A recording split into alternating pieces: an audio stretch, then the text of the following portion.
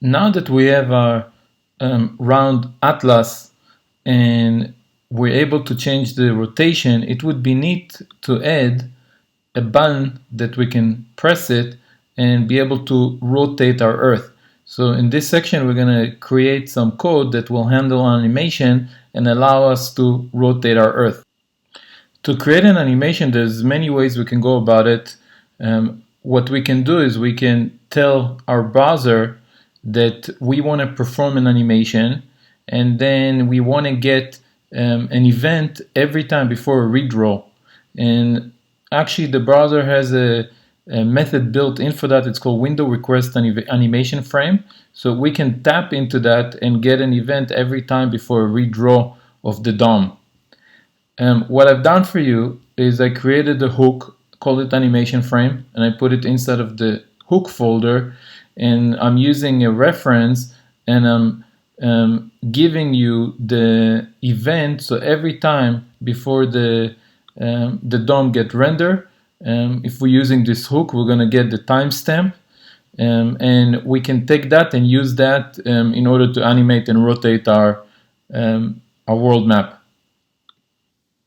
I took our rotating round world where we stopped last time, and I copied it and I just created a new file. I'm calling it rotating round world map, and it's the same example. I just changed the export and the function name. And what we can do is we can take our animation frame and just use that. So I can create here after the projection, we can call animation frame, and we can use inline that method. And then what we can do is we can check if we want to do, we can put a flag to make sure we want to do a rotation. So what we can do is we can add a flag here as one of our state, and let's call it is rotate, and set is rotate. And we can use, the reason that we want to put it in a state is we can use binding and then attach it later to our button, right? So we can start and stop the rotation. So it's going to be of type boolean, and the initial value we can give it as false, so it won't start rotating. And inside of our animation frame, we can check the state of that flag. So we can check is rotate, and only if it's rotate, then we want to listen to those events.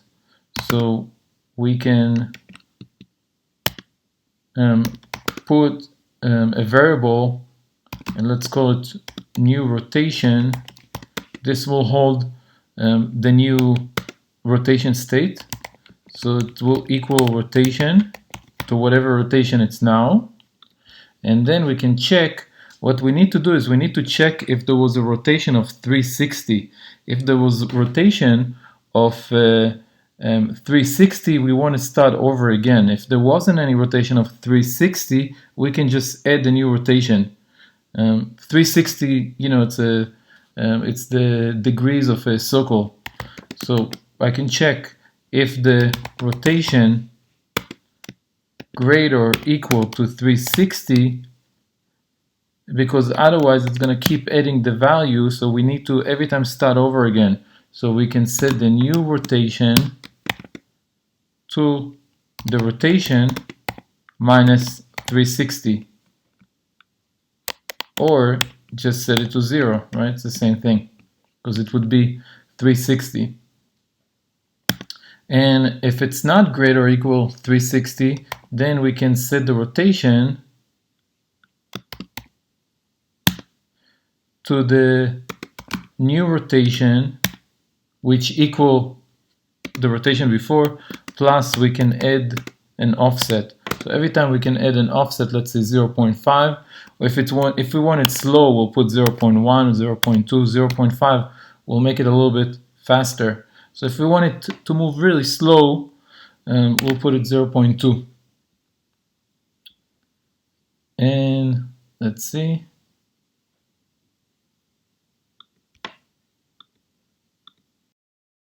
errors. Yeah, it looks like I forgot to put equal. Okay. And let's collapse the bracket. Okay. So now that we have our animation frame, we need to take care of one more thing. At our use effect, what we're doing is every time the use effect is going to get called, it's going to load the data. But because we're going to be using animation, it's going to get loaded. The use effect is going to get called on every frame redrawn.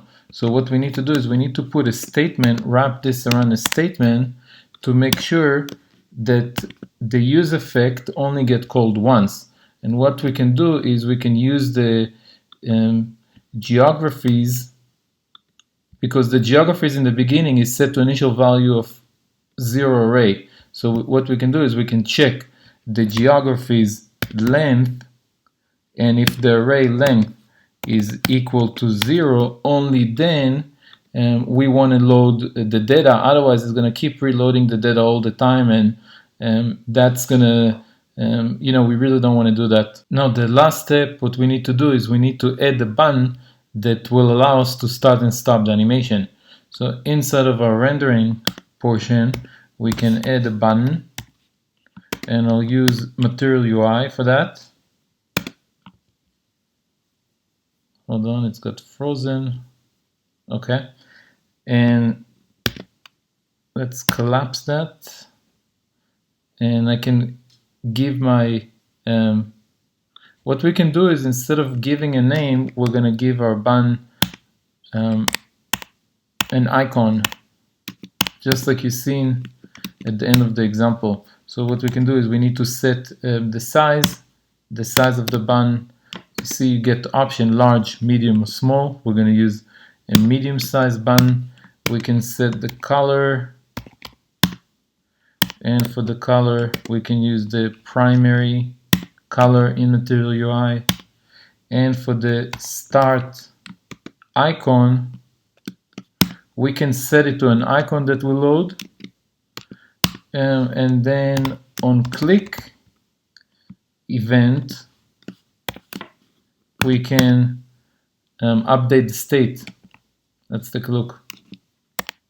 So once we have a click event, what we can do is we can set the is rotate state to true.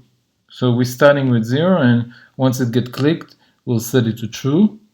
Now let's import our icon. So Material UI come with tons of icons that you can pick from.